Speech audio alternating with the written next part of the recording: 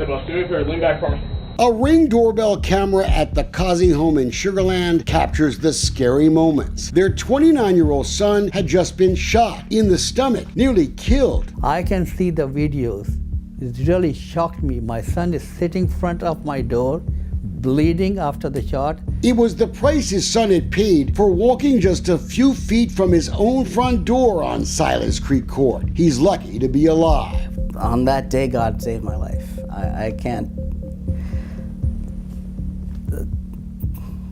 The man who shot and nearly killed Ozair Kazi wasn't some random criminal out on bail reform. It was someone who had known Ozzy since he was 11 years old. It was this guy, his next door neighbor. But even though it was Ozzy who was taken to the hospital with that painful gunshot wound, look at the initial police report from Sugar Land PD. It calls him the suspect, the guy on the stretcher, and the guy who shot him, the victim. God, these taking so long. That guy is Bart Greider, and the story is about to get a lot more complicated because he's a retired Sugar Land police officer, and it was Sugar Land police who had responded to the shooting. Did that color how police handled this rare case of neighbor shooting neighbor? Ozzy's family hired Dolcefino Consulting to find out. I want the justice.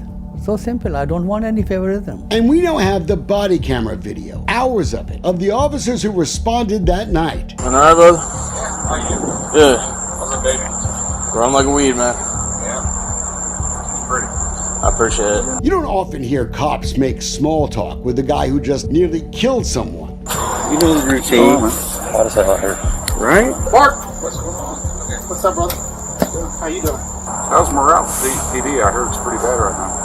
My most important thing is you okay? For what? It is what it is, and we'll deal with it when You're very we're gonna do it. professional. I respect that. Glad to, I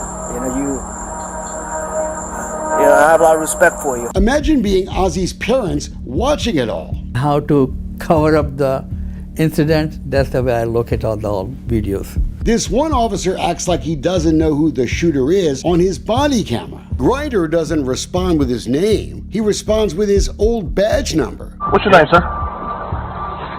8079? Yes. But we had video from the Kazi family's Ring camera. Listen to what that same officer said just a few seconds before. Bart, you good? Yes. Bart seemed fine for a guy who had just pulled the trigger on his next door neighbor. Have you guys checked out by medics yet? No, I'm fine. So can I have a cigarette now? I'd have to check on that one. I figured that's why you're taking them off.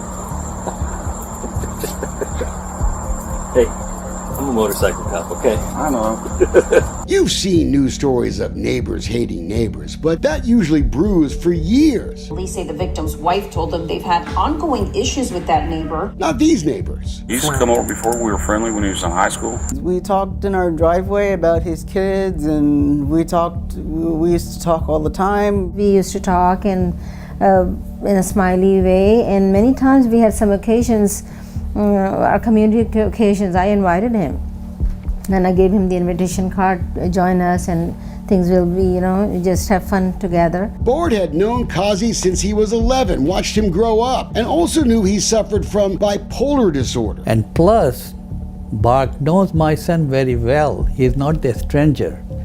He knows my son has some mental problems. He's such an innocent kid. We never had any kind of complaints from his school. Have you ever had any problems with him in the past? Just nothing physical. There was only one incident anyone mentions. 3 years ago, Ozzy went into Bart's backyard without asking to try and quiet his barking dogs. Ozzy is sensitive to noise. And sure, he should have asked first, but what kind of neighbor makes this threat? He said, if I have a gun, I can shoot your son last night.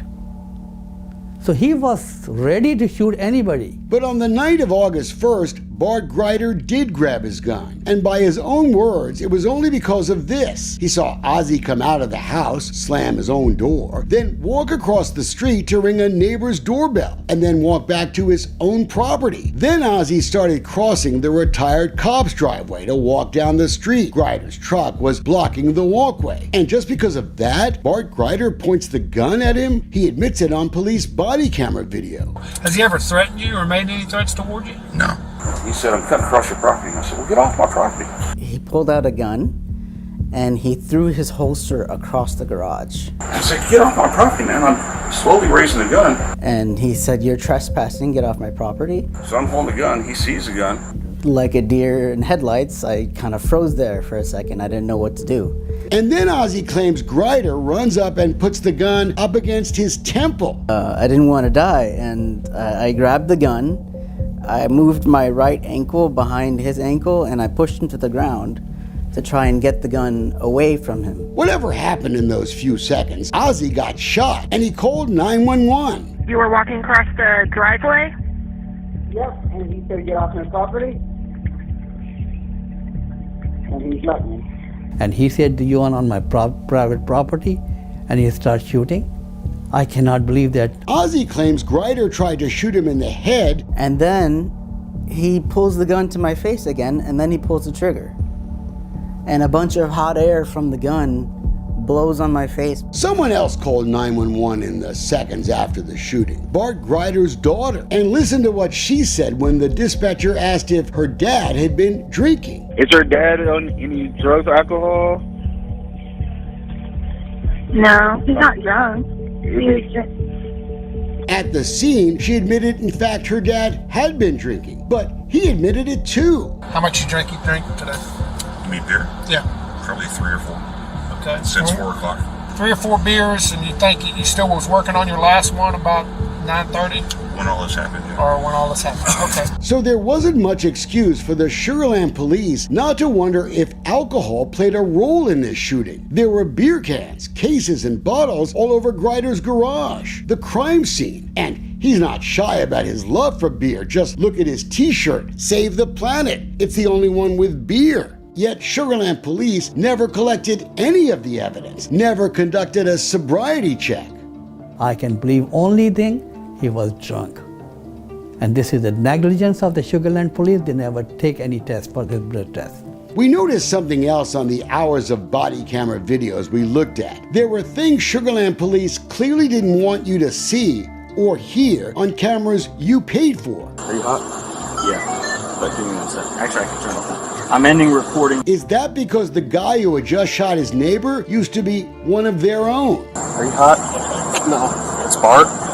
Yeah. Since that night on August 1st, the Kazi family has been fighting for justice. And Bart Grider's own words may now come back to haunt him. He pointed the gun at Ozzy and shot him, when even he admits Ozzy Kazi hadn't even threatened him.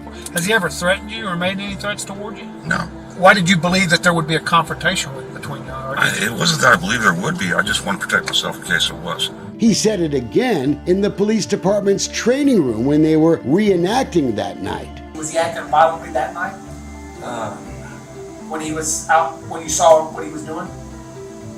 I don't think I'd call it violent. And that's just one of the reasons Houston's Pakistani community is up in arms. Uzair was shot for no reason. I think it must be categorized as a hate crime. I mean, just because he was Muslim or he was Pakistani, he got shot and no investigation was taken seriously. At a news conference Wednesday, the Kazi's lawyer says the body camera videos prove the police investigation was clearly biased. They totally handled this investigation with a preconceived bias that was in favor of a retired police officer that worked for them from the beginning. Sugar Land police announced they want the grand jury to file charges against Ozzy for misdemeanor assault. And on Channel 11, the Sugar Land police chief, who wouldn't talk to us, defended the officer's decision not to check their former colleague's alcohol level, even though he admitted to drinking right before the shooting. You have the right to be at your home and drink alcohol. Of course you do, Chief. I do it too.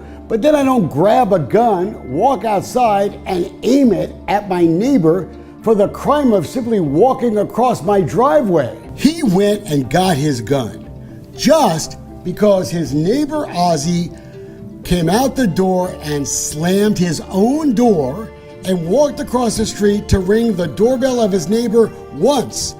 Oh my God, that is so threatening. The chief was not asked about clearly false public statements made by Sugar Land police to their own citizens about the incident. Their own body cameras dispute their claims. But the biggest issue now may be where the struggle actually happened. Sugar Land police claim it happened in the garage. But look in this very cluttered garage. There's no sign of a struggle. The place would be all torn up. And where's the blood, Chief? And even the shooter doesn't say it happened there.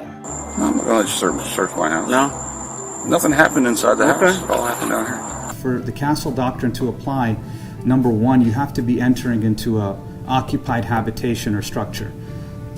Ozzy was in a driveway, so unless you think it's okay to shoot someone for trespassing on your driveway, the Castle Doctrine will not apply. What else are Sugar Land police simply lying about? What they told us with this statement is that they're willing to bald-faced lie to their own citizens, because that's what they did. Imagine, these families still live right next door to each other. It's a scary feeling all the time. All the time we feel whenever I'm coming out from outside or going somewhere, the first thing we look at it, the door that's right in front of us. Sometimes he's standing there, sometimes he has some social time going on. So it is a scary feeling constantly. The incident has apparently traumatized the entire neighborhood. When our team went out to the area nearly 2 months after the shooting, look at this sign we found on one of the neighbors' doors. And neighbors are tight-lipped about what happened that night. Do you know the neighbors that were involved? No. Okay. Do you ever see? We saw Bart Greider in his garage just a few days after the shooting. That's where he hangs out. And there he was with more beer cans right next to him. Beer cans that make up the so-called redneck wind chimes overhead. Justice to be done, definitely. Justice to be done. And people should not be afraid of police officer living next to them.